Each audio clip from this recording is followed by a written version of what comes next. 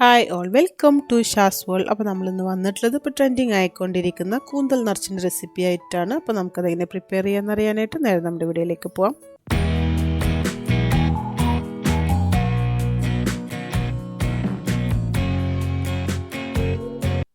അപ്പോൾ ആദ്യം തന്നെ ഈ കൂന്തലിനകത്തേക്കുള്ളൊരു ഫില്ലിങ് റെഡിയാക്കി എടുക്കണം. അതിനായിട്ട് ഞാനിപ്പോൾ ഒരു പാൻ അടുപ്പത്ത് വെച്ചിട്ട് അതിലേക്ക് കുറച്ച് വെളിച്ചെണ്ണ ഒഴിച്ച് കൊടുത്തിട്ടുണ്ട്. ഈ വെളിച്ചെണ്ണ ഒന്ന് ചൂടായി വരുമ്പോൾ 2 സവാള ചെറുതായിട്ട് അരിഞ്ഞതും കൂടെ ഇട്ട് കൊടുക്കാം. ഇനി ഈ ഒരു സമയത്ത് തന്നെ ഇതിലേക്ക് ആവശ്യത്തിനുള്ള ഉപ്പും കൂടെ ഇട്ട് കൊടുക്കണം. ഉപ്പും കൂടെ ഇട്ട് കൊടുത്തതിന് ശേഷം നമുക്ക് നല്ലപോലെ വഴറ്റിയെടുക്കണം. അപ്പോൾ ഉപ്പൊക്കെ ഓരോരുത്തർ ടേസ്റ്റിനനുസരിച്ച് ഇട്ട് കൊടുക്കാം. ഇപ്പോൾ ഇതേ സബോളൊക്കെ നല്ലപോലെ ഒന്ന് വാടി വന്നിട്ടുണ്ട്. ഈ ഒരു സമയത്ത് നമുക്കിതിലേക്ക് ഒരു 1/4 ടേബിൾ സ്പൂൺ ഇഞ്ചി വെളുത്തുള്ളി പേസ്റ്റ് ഇട്ട് കൊടുക്കാം. അപ്പോൾ ഈ ഒരു സമയത്ത് തന്നെ വേണമെന്നുണ്ടെങ്കിൽ ഒരു പച്ചമുളക് ചെറുതായിട്ട് അരിഞ്ഞിട്ട് അതും കൂടെ ഇട്ട് കൊടുക്കാം. ഞാനിപ്പോൾ കുട്ടികൾ കഴിക്കുന്നത് കൊണ്ട് പച്ചമുളക് ഇട്ട് കൊടുക്കുന്നില്ല. ഇനിയിപ്പോൾ ഇത് ഫ്ലെയിം കുറച്ച് വെച്ചതിന് ശേഷം ഞാൻ ഇതിലേക്ക് ഒരു 1/4 ടേബിൾ സ്പൂൺ മഞ്ഞൾപ്പൊടി, 1/2 ടേബിൾ സ്പൂൺ കാശ്മീരി ചില്ലി പൗഡറും കൂടെ ഇട്ട് കൊടുത്തിട്ട് നല്ലപോലെ ഒന്ന് ഇളക്കി കൊടുക്കുന്നുണ്ട്. ഈ മസാലയുടെ ഒക്കെ ഒരു പച്ചമണം മാറാൻ വേണ്ടിയിട്ടാണ്. ഇനിയിപ്പോൾ ഞാനിതിലേക്ക് കൂന്തലിൻ്റെ ഒരു ചെറിയ 2 കൂന്തലെടുത്തിട്ട് ചെറുതായിട്ടൊന്ന് കട്ട് ചെയ്തിട്ട് അതും കൂടി ഇതിലേക്ക് ഇട്ട് കൊടുക്കുകയാണ്. അപ്പോൾ ആ ഒരു നല്ലൊരു കൂന്തലിൻ്റെ ഒരു ഫ്ലേവർ ഈ ഒരു ഫില്ലിങ്ങിന് കിട്ടാൻ വേണ്ടിയിട്ടാണ്. വളരെ ചെറിയ പീസായിട്ട് വേണം കട്ട് ചെയ്തെടുക്കാനായിട്ട്.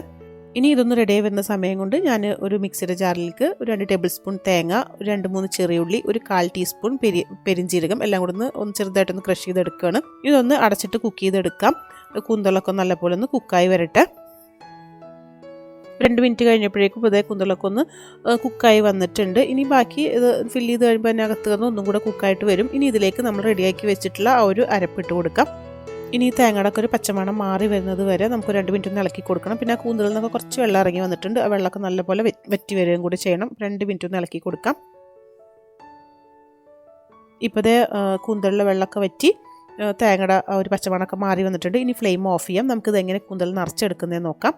അപ്പോൾ ഞാനിപ്പോൾ ഇത് ഏകദേശം 1 കിലോ കൂന്തലാണ് എടുത്തിട്ടുണ്ടായിരുന്നത്. അതിൽ നിന്ന് 2 ചെറിയ പീസാക്കിയിട്ട് മസാലയിൽ ഇട്ട് കൊടുത്തിട്ടുണ്ട്. ഇനി കൂന്തലിൻ്റെ അകത്തൊക്കെ നല്ലപോലെ ക്ലീൻ ചെയ്തെടുത്ത് നല്ല കഴുകിയെടുത്തിട്ടുള്ള കൂന്തലാണ്. ഇനി ഇതിനകത്തേക്ക് നമുക്ക് ഫില്ലിങ് വെച്ച് കൊടുക്കാം. അപ്പോൾ ഫില്ലിങ് എപ്പോഴും വെച്ച് കൊടുക്കുമ്പോൾ നിറച്ച് വെച്ച് കൊടുക്കരുത്. കാരണം അത് വെന്ത് കഴിയുമ്പോൾ ചെറുതായിട്ടൊന്ന് വീർത്ത് വരും. അപ്പോൾ നിറച്ച് വെച്ച് കൊടുത്താൽ പിന്നെ അത് മസാലയൊക്കെ പുറത്തേക്ക് പൊട്ടിപ്പോവും. ഇനിയിപ്പോൾ ഞാനിതിലേക്ക് കുറച്ച് ഫില്ലിങ് ഇങ്ങനെ ഒന്ന് പ്രസ് ചെയ്ത് വെച്ച് കൊടുക്കുകയാണ്. എന്നിട്ട് ഞാനിപ്പോൾ ഇതിൻ്റെ തലയും കൂടെ ഈ കൂന്തലിൽ കൂടെ തന്നെ വെച്ച് കൊടുക്കുന്നുണ്ട്. പിന്നെ ഇപ്പോൾ നമ്മുടെ വീഡിയോ കണ്ടുകൊണ്ടിരിക്കുന്ന ആരെങ്കിലും നമ്മുടെ ചാനൽ ഇതുവരെ സബ്സ്ക്രൈബ് ചെയ്തിട്ടില്ല എന്നുണ്ടെങ്കിൽ നിങ്ങളിപ്പോൾ തന്നെ സബ്സ്ക്രൈബ് ചെയ്യട്ടോ. അതുപോലെ തന്നെ നിങ്ങൾക്ക് നമ്മുടെ റെസിപ്പീസൊക്കെ ഇഷ്ടപ്പെടുകയാണെങ്കിൽ നിങ്ങളൊന്ന് ലൈക്ക് ചെയ്യുക, ഷെയർ ചെയ്യുക. നിങ്ങളുടെ അഭിപ്രായങ്ങളൊക്കെ നമ്മുടെ കമൻറ്റ് ബോക്സിലൊന്ന് എഴുതി അറിയിക്കുകയും കൂടി ചെയ്യാം. അപ്പോൾ ഞാനിപ്പോൾ ഇതിൻ്റെ തല അതിനകത്തേക്ക് വെച്ച് കൊടുത്തിട്ടുണ്ട്. എന്നിട്ട് ടൂത്ത് പിക്ക് വെച്ച് ഇതുപോലെ ഒന്ന് കുത്തി കൊടുക്കണം. അതവിടെ ഇരിക്കാനും പിന്നെ ഫില്ലിങ് പുറത്തേക്ക് വരാതിരിക്കാനൊക്കെ വേണ്ടിയിട്ടാണ്. ഞാനിപ്പോൾ ഇത് 2 ടൂത്ത് പിക്ക് വെച്ചാണ് ഇതുപോലെ ഒന്ന് കുത്തി കൊടുക്കുന്നത്. ഇങ്ങനെ ഒരു സൈഡിൽ ഇതുപോലെ ഒന്ന് വെച്ചതിന് ശേഷം ഒരു ടൂത്ത് പിക്കും കൂടെ എടുത്തിട്ട് അപ്പുറത്തെ സൈഡിലും കൂടെ ഒന്ന് കുത്തി കൊടുക്കാം. അപ്പോൾ പിന്നെ ഫില്ലിങ് ഒന്നും പുറത്തേക്ക് പോവാതെ നല്ല ടൈറ്റായിട്ട് അവിടെ ഇരുന്നോളും. അപ്പോൾ ഇതുപോലെ നമുക്ക് ബാക്കിയുള്ള എല്ലാ കൂന്തലും ഒന്ന് ഫില്ല് ചെയ്തെടുക്കണം. ഇപ്പോൾ ഞാൻ എല്ലാ കൂന്തലും ഇതുപോലെ ഒന്ന് ഫില്ല് ചെയ്തെടുത്തിട്ടുണ്ട്. ഇനി നമുക്കൊന്ന് സ്റ്റീം ചെയ്തെടുക്കാം. അപ്പോൾ അതിനായിട്ട് ഞാനൊരു സ്റ്റീമർ അടുപ്പത്ത് വെച്ചിട്ട് അതിലേക്ക് നമ്മുടെ കൂന്തൽ ഓരോന്നായിട്ട് വെച്ച് കൊടുക്കുകയാണ്. അപ്പോൾ ഇത് വേവാനുള്ള സമയം എന്ന് വെച്ച് കഴിഞ്ഞാൽ ഓരോ കൂന്തലിനും വ്യത്യാസമായിരിക്കും. കാരണം കൂന്തലിൻ്റെ സൈസിനനുസരിച്ചാണ് അതിന് വേവാനുള്ള ടൈം എടുക്കുന്നത്. അപ്പോൾ ഞാനിപ്പോൾ എന്തായാലും ഇതിനകത്തേക്ക് വെച്ച് കൊടുക്കുന്നുണ്ട്. അപ്പോൾ അത് വെന്ത് കഴിയുമ്പം നല്ലപോലെ ഒന്ന് വീർത്ത് കളറൊക്കെ ഒന്ന് ചേഞ്ച് ആയിട്ട് വരും. അപ്പോൾ ഇതെല്ലാം വെച്ച് കൊടുത്തിട്ടുണ്ട്. ഇത് അടച്ച് വെച്ചിട്ട് നമുക്കൊന്ന് കുക്ക് ചെയ്തെടുക്കാം.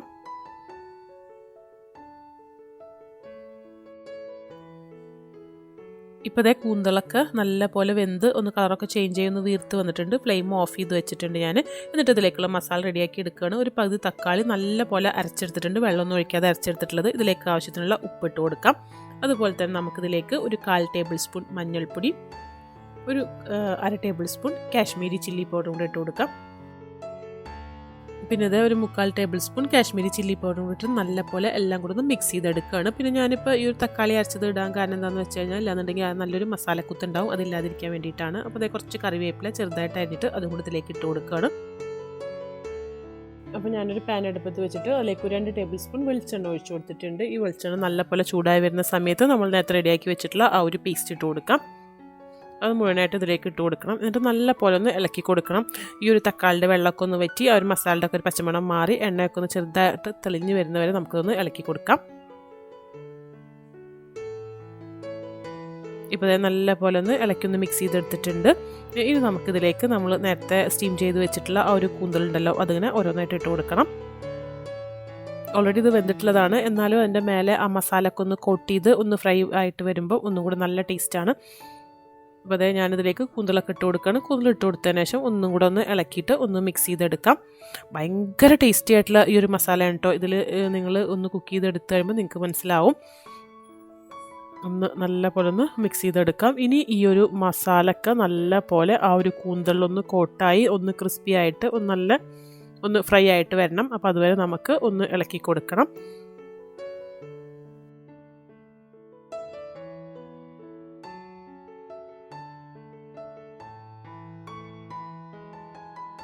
അതേ ആ സാലഡൊക്കെ കളറൊക്കെ ചേഞ്ചായി കൂന്തലിൽ നല്ല പോലെ കോട്ട് ചെയ്ത് വരുന്നത് വരെ ഞാനൊന്ന് ഇളക്കി കൊടുത്തിട്ടുണ്ട്. അപ്പോൾ അത് നല്ല പോലെ മസാലയൊക്കെ കൂന്തലിൽ കോട്ട് ചെയ്ത് വന്നിട്ടുണ്ട്. നല്ല ടേസ്റ്റാണ് ഇത് കഴിക്കാനായിട്ട്. നിങ്ങൾ ഒരു തവണയിലൊന്ന് ഉണ്ടാക്കി നോക്കുക. തീർച്ചയായിട്ടും നിങ്ങൾക്ക് ഇഷ്ടപ്പെടും. നിങ്ങൾക്ക് ഇഷ്ടപ്പെട്ടാലും നിങ്ങൾക്ക് ഇഷ്ടപ്പെട്ടില്ലെങ്കിലും നിങ്ങളുടെ അഭിപ്രായങ്ങൾ നമ്മുടെ കമൻറ്റ് കൂടെ ഒന്ന് എഴുതി അറിയിക്കാം. അപ്പോൾ നമുക്കിനി ഇതുപോലെ അടുത്ത നല്ല റെസിപ്പിയൊക്കെ ആയിട്ട് വീണ്ടും കാണാം. അതുവരേക്കും ബൈ.